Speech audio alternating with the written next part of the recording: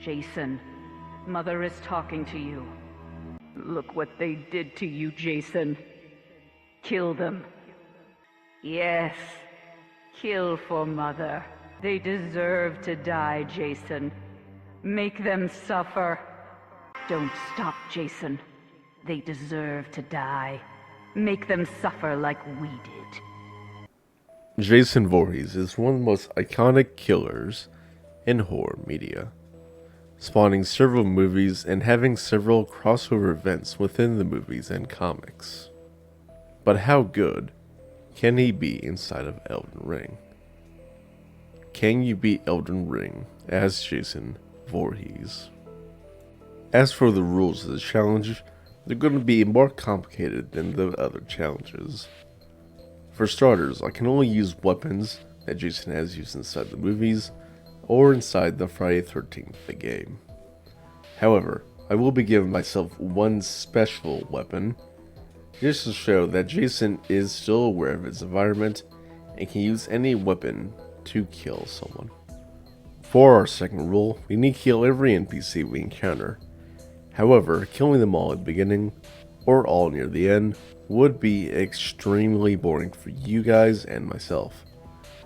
So to keep it very interesting, I decided to make you aware each remembrance boss, well, main remembrance bosses that I normally do, would count as its own movie, making where the remembrance boss is a final girl scenario. For each remembrance boss, I would need to kill 5 NPCs and one other boss before I can kill the remembrance boss. After we kill 3 remembrance bosses, the amount of other bosses required will go up by 1. This will go on each time every 3 times, until we reach the end of the game.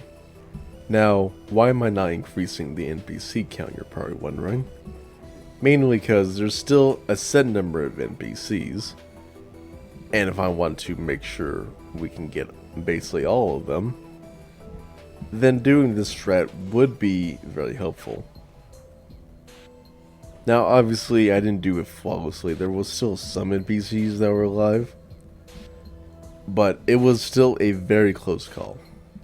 Very close. If we did anything otherwise different, this would not have been possible. At least for this movies section thing. Killing every NPC is still possible in completing the game. But to keep it interesting like that would have been almost impossible. While we're on the topic of NPCs, allow me to classify what I'm going to be counting as an NPC. Mainly anything that looks like a tarnish, except for the silver tears, will count as, well, an NPC.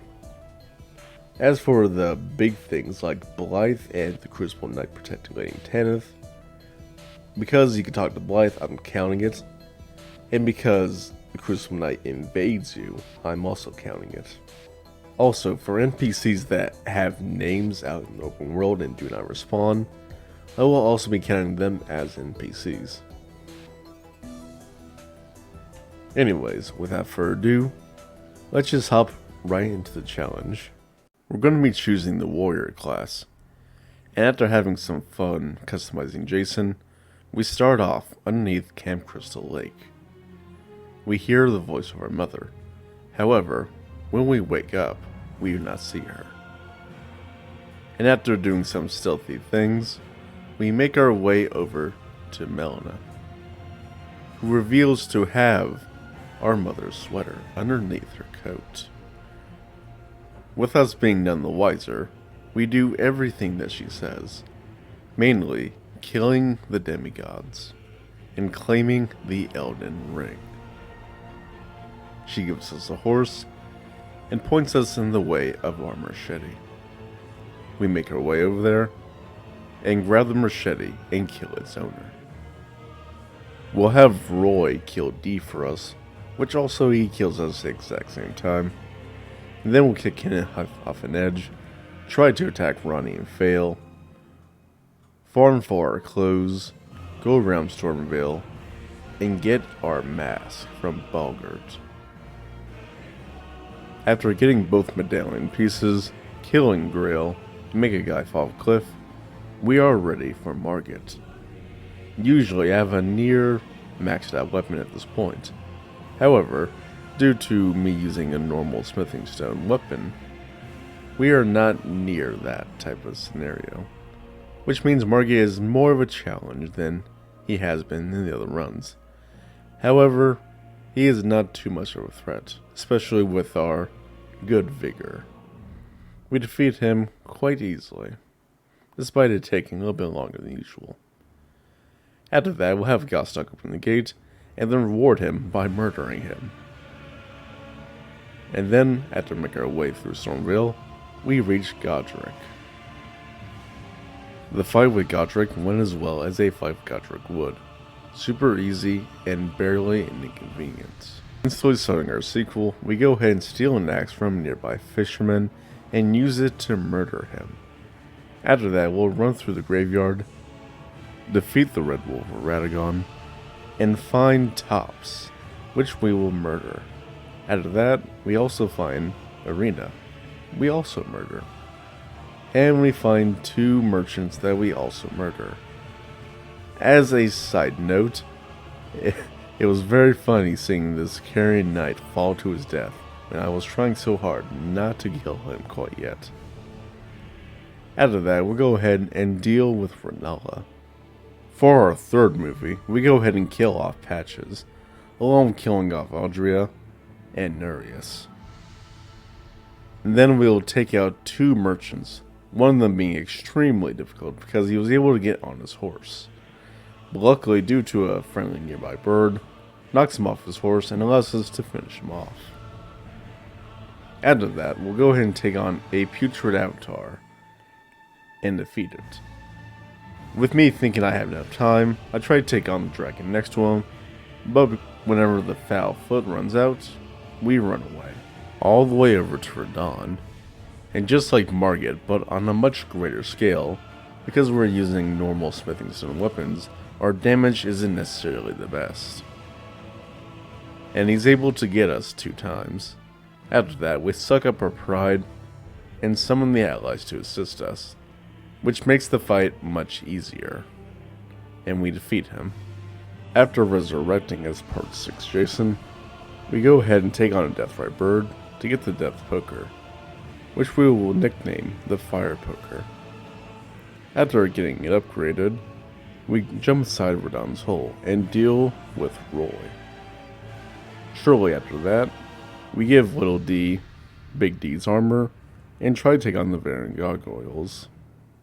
Unfortunately, we die. After getting back up, Little D tries to attack us, thinking that we are Roy. But with his barrier now disabled, we can freely kill him, and also kill the gargoyles as well. After that, we'll hop inside of Coffin and go up to Deathrite Roots. There we will find Esker and put him down, find Carly, and even though it breaks my heart, we also take him out of the occasion. We also kill a merchant and kill Vike, leading us all the way to the Fia's champions, which is where we run into a little bit of a hiccup with the rules. I should have counted this as NPCs, but I completely spaced on it and thought it was just going to be a normal boss. This is a complete misstep on my part, and hopefully you guys will forgive this and count it as an actual boss instead of the NPCs like I should have done. Anyways, after we deal with Fia's champs, we go ahead and do Fia's questline, which requires us to set up Ronnie's questline. After getting the curse mark of death, we go ahead and hug Fia and challenge Forcex, which we defeat. After that, we'll go ahead and farm the militiamen to get a specific weapon, which comes from the Friday the 13th the game, I believe. At least it's some type of reference to one of the weapons. I can't remember what it is out the back of my head. With our new weapon, we go ahead and kill Karen, a merchant, where the fuck this lady is, Yura, and Bernal. After that, we'll take a teleporter into Landale, going straight into the sewers and doing a sick jump to kill Mohg. After that, we'll go ahead and deal with Godfrey, summon Malenia, and die to Morgoth. After getting back up, we defeat him. With Mohg got defeated, Malenia tells us how proud she is of us, and that we're doing a very good job. However, there are still more demigods to be killed. So, naturally, we go over to an old man and defeat him, along with killing Insha and getting his armor set so we look like Part 7 Jason.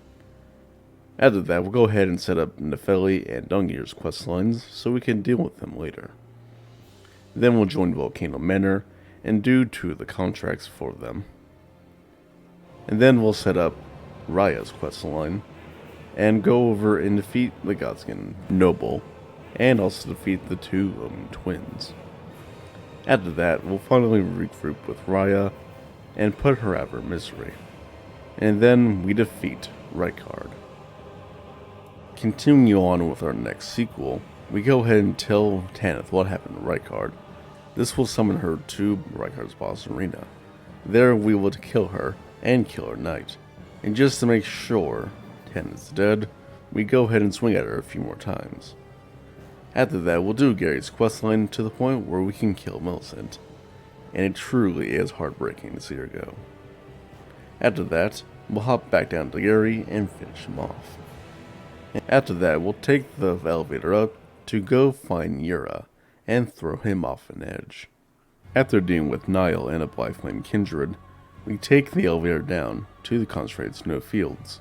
There, we'll find town and do a puzzle, and end up in the Haligtree, which we'll fight Roletta and make our way through the city like nothing happened, all the way down to Malenia. In a way, Jason and Malenia are kind of the same. They're both fighting for someone they loved very much, with Jason fighting for his dead mother, although she's still in his head telling him to kill, and with Malenia fighting for Mikola, even though his physical body is inside the real world, his consciousness is inside the realm of shadows. I find it very cool that these two kind of feel in a similar way, although not entirely. But with that out of the way, we push forward, and we're able to get Malenia down to the ground. However, she reawakens as the goddess Arat. She lands upon us, blooming us with her scarlet rot, awakening a new type of power for us, although not necessarily good. She tries to take over us by making us rebirth as river creatures. However, we still hear our mother's voice in our head, telling us, look at what they did to us, and to make them suffer. Do not let them get away with it, and to kill them. We get back up, and Malenia thinks that she's won, that she has converted us underneath her wing. She gets too close, and we end up stabbing her. With her regenerative abilities, it's not enough to finish the job. She demands how is this possible? We should have been underneath her control. We give no answer, which infuriates her and makes her start attacking us yet again. Despite this power doing its best to try to eat me from the inside out, we continue to endure. And with one last slice of our blade, we are able to defeat Malenia. After Melina patches me up the best she can, she tells me in Mother's voice to go kill a man named Vare, because he called her tarnishless. I've also been instructed to kill some invaders, which honestly I cannot recall the names of, but you guys can see the names inside the video. After that, we'll take a portal to Mohgwyn's palace and get the grace. However, we will come back to the concentrated snowfields to deal with Theodorax. However, before we get the pickle off, we get hit by a squid. After that, we'll go ahead and take on a putrid avatar and take on Estelle, Star of the Darkness, along with dealing with a Grave Warden duelist who is rotten. After this, We go back to Mohg's palace and get interrupted by a sanguine noble who thought it was cringe that I was killing the merchants. After dealing with the noble, we go ahead and kill the merchant. And then is none other than Mohg, the Lord of Edgelords himself, who is also a fan of splinging around blood that is not his. Obviously, Mohg is much easier than Malenia, and when we bring him down in phase 2, he starts knee healing all over the arena and starts spreading blood everywhere. When he gets serious, I also get serious and pull out my actual machete. I find it funny that I'm making this weapon basically the weapon that normal omens use. Basically, I'm using an omen weapon to kill an omen. Quite ironic. With that being said, we defeat Mohg. It really hurts me to kill an affiliate like this, considering she was a big help in the merchant run. But we have to take her out. After that, we deal with a merchant and deal with 2 duelists next to the giant pot. We try to troll the third one and make him fall off the edge, but we end up slipping and falling off instead. After that, I guess I push on record, but we did end up killing the 3 duelists. But just in case you guys don't believe me, but here's another clip of me killing another invader, just for fun. After that, we'll go ahead and deal with the Black Flame Kindred, a sick dragon, and the Night Cavalry. After that, we kill the Fire Giant in the most disrespectful way ever, and it was very satisfying. Upon reaching the Forge of the Giants, the flame within started burning at extreme temperatures. Shortly after, the flame attached itself to me, burning away the rot and dragging me in. This process would awaken a new power within me and teleport me to Crumbling Farum Azula. After we wake up, we realize our machete isn't with us, but instead a Triton. We awaken as Savini Jason. After killing 2 more merchants, we go ahead and take on a sorcerer. Then we flip the tower back around to kill the sorcerer yet again. After that, we'll deal with the Priest of Blood, the Godskin duo, and give Alexander an honorable death. And then we take on a dragon skin soldier, kill another Godskin apostle, and defeat the draconic tree sentinel. Despite Malakath giving me once, the fight went as well as a fight with Malakath would. However, unlike the other weapons I've been using, we're using Mohg's spear as my little trident for Savini Jason. And with it being plus 10, this fight is actually kinda easy. Starting our wrapping up phase, we go ahead and kill the Dung Eater, Borealis, Viking Lancesax, a Black Knife Assassin, Geraint, Anastasia, and a Putrid Avatar. We stab Gideon in the groin because he was trying to use Malenia's flower against us. We point down on him to usurp dominance. Which leads us into our fight with Godfrey. I've already said my prayers at Godfrey. He is indeed my favorite boss in this entire game. Even with all this said, we still have to take him down. Which we do. We kill the final merchant, die to a bale-bearing hunter, but we get back up and finish him off, defeat a caveman, defeat Direwell, defeat a pumpkinhead, and do Selen's questline to the point where we can kill Jiren. We capture miniature Ronnie, deal with the Blighted Shadow, defeat Estelle, kill Blythe even though it breaks my heart, avenge all the noobs by killing the Tree Sentinel, and embarrass Adua by shooting her with a bow. We make Rad be gone, and almost die to the Elden Beast. But we turn it around, and we defeat the Elden Beast. Upon defeating the Elden Beast, our head turns into fire, burning the whole world to a crisp. as Mother talks to us, saying that we done a good job, and that our job is through, and come to Mommy. Thank you all so much for watching this video. If you did enjoy this video, please help it out by leaving a like, comment, subscribe.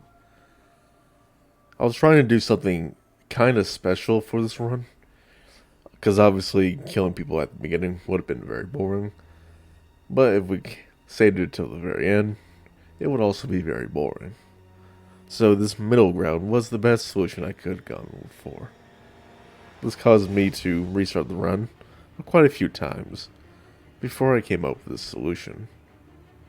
Anyways, as usual, I'm going to be showing off the build and some of the weapons I've been using. Yeah. With that out of the way, thank you guys for watching, and I'll see you guys in the lands of shadows. Take care, everyone.